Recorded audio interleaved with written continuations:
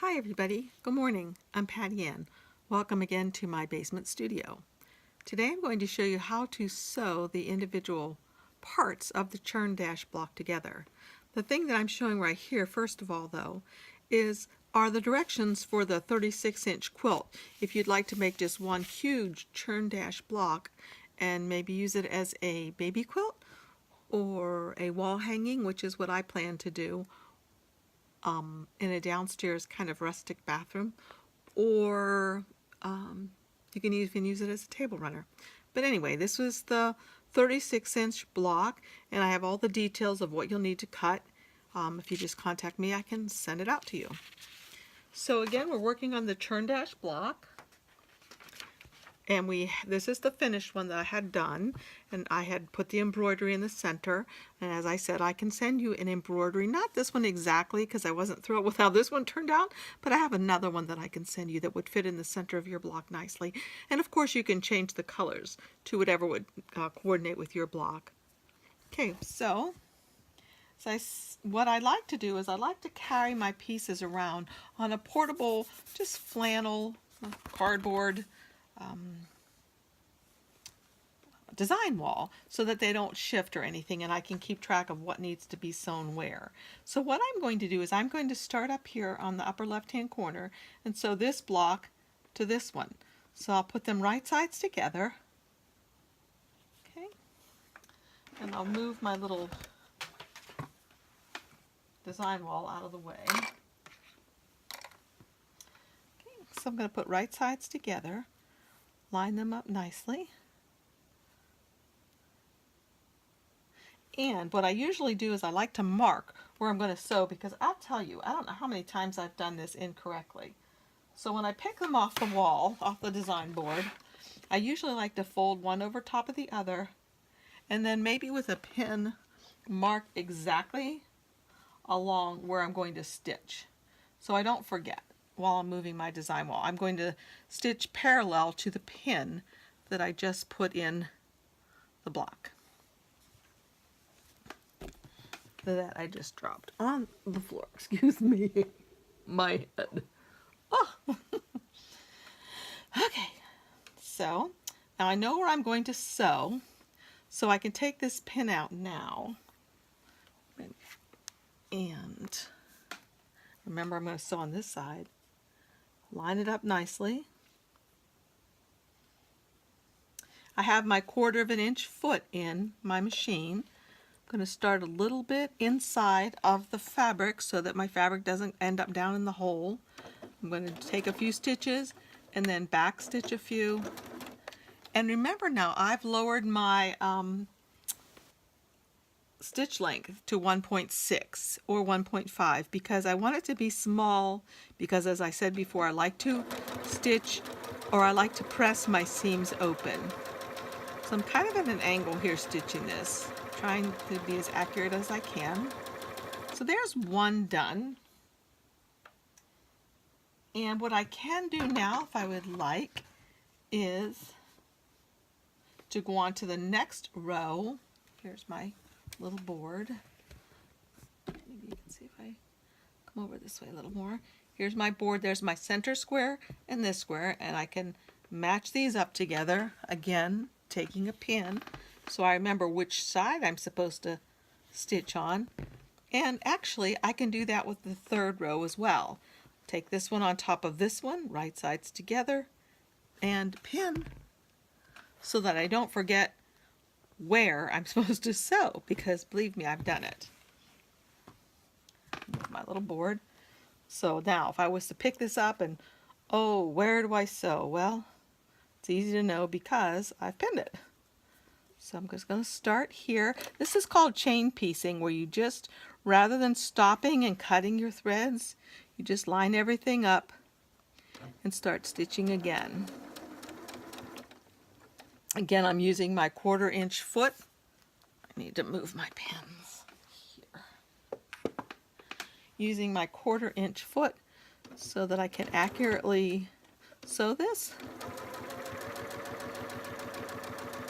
When I get down to the bottom of this one, I'll stop there And take my next one. Now, where in the world do I stitch? Sometimes it really matters, but I know I stitch right where I put that pin, parallel to that. I can take the pin out now and get ready to stitch. If you have a knee lifter, it comes in handy. I do, but I think I'd trip over my tripod if I was trying to get to it. So I just use the presser foot lifter in the back of the machine. So again, I'm following this down, just using my 1/4 inch foot. When I get to the end, I can either bring my threads up around and cut them, or I have a cutter on my machine.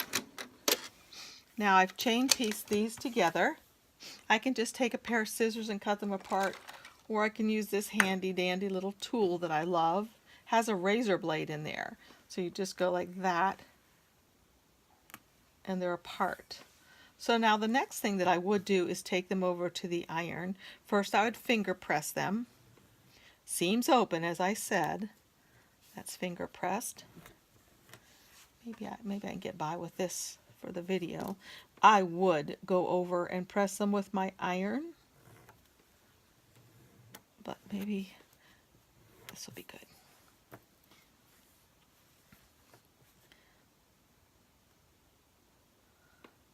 So just finger pressing each open. Okay, then I get my design board back out, and I've got to put these back in place the way they go. So I know that this white one goes in the center there. Let's see, this one I can tell goes there. It's kind of just like putting a puzzle back together, and this one goes there. So the next thing I'm going to do is I'm going to fold this one over to here and pin it and sew it. This one to here, pin and sew, and this one to here and pin and sew. I'm going to take them to the machine, and when I'm done, I'll be right back. Okay, I've sewn all 3 rows together, and I've pressed them with the seams open. Now I'm going to take this top row and flip it like this. Okay, let me get rid of the bottom row. I don't need it right now. But what I want to make sure that happens on this row, these 2 rows, is that this seam here and this seam here and this one here and this one here match up perfectly. So I'm going to remove my little board. Now. And see if I can show you.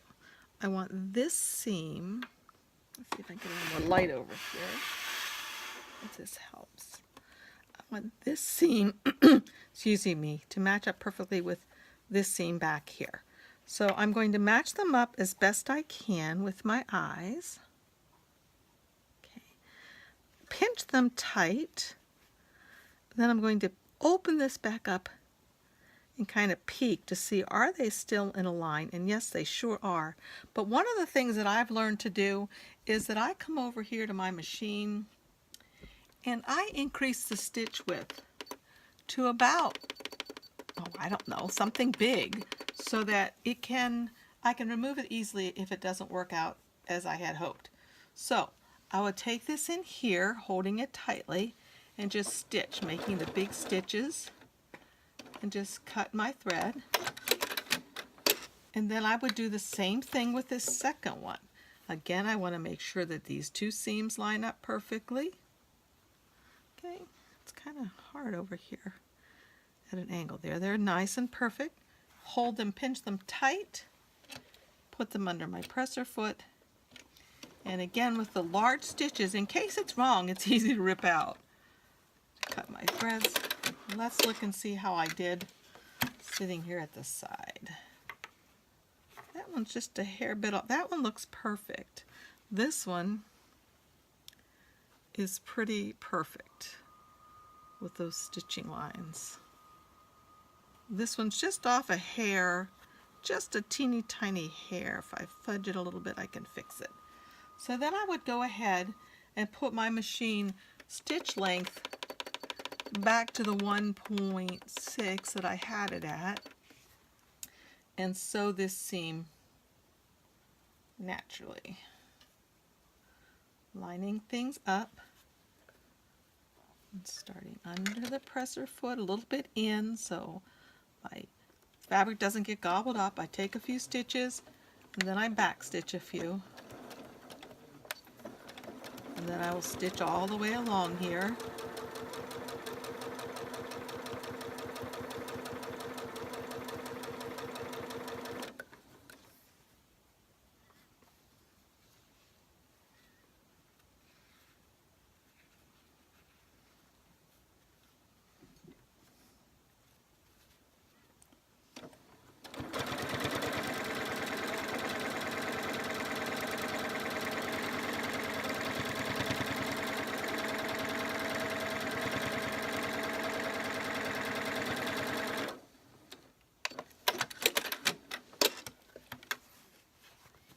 Okay, there's the first part of the churn dash, and it looks great.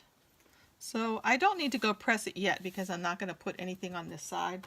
But what I need to do is move my lamp back and set this here so that you can see this is the way that this piece goes on now. So I'll flip it up and do the same thing. First thing I'm going to do is increase my stitch size. This just helps me because if I'm off, it's so easy to rip out a big stitch length rather than that 1.6 stitch length that I'm using when I'm actually sewing. So I'm going to match these up perfectly, pinch here, wait, start again, peek. Okay, that's not on, so I'm going to adjust this a little bit, wiggle it till it's on perfectly, hold it tight, put it under my presser foot, stitch those large stitches, cut, go to the second spot, line them up perfectly. And this may seem like an extra step to you, but it really has saved me a lot of aggravation trying to rip things out. So I'm going to peek, let's see, peek, still lined up, holding it tight until I get it under that presser foot and started, stitch. Now comes the test. You'll look and see, did they match up perfectly? That one's perfect and that one's perfect. So again, I'm going to lower my stitch length down to 1.6. Okay, and then just stitch normally. The 1/4 inch seam, again using my 1/4 inch foot. Start, back stitch, go again. And I don't have to worry about my points matching now because they're held perfectly in place with the stitching that I had done. I do want to make sure when I get to this last intersection that these two ends are lining up perfectly. And if they're not, I can kind of maneuver them a little bit to get them to line up well. Stitch all the way to the end. Cut my thread. See how it looks. Looks great. I'll take it over to the ironing board and press it and be right back. Okay, I've pressed my churn dash block. I think it's turned out really nicely. The only thing I did differently on this churn dash block was that I added some borders on it, which you're welcome to do that if you'd like. This is going to be a pillow. The next time we get together, we are going to layer this with batting and backing, and then I'll show you how I quilted using my walking foot, the churn dash block. Thanks for joining me. Bye-bye.